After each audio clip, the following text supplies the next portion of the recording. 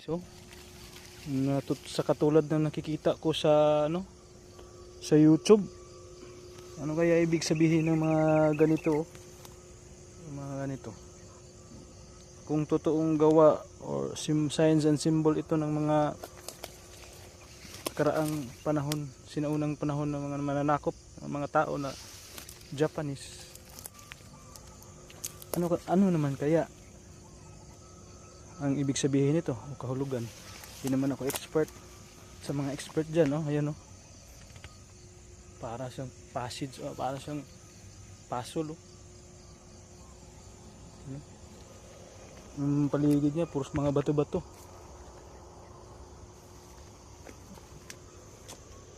Ayan dito, meron din dito, eh. Wow. Lalim, oh. Ayan.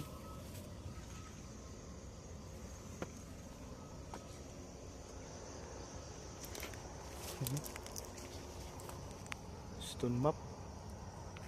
Ito na kayo yung stone map.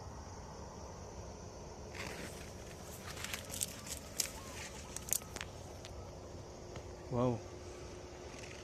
Parang tingin ko parang Japanese word.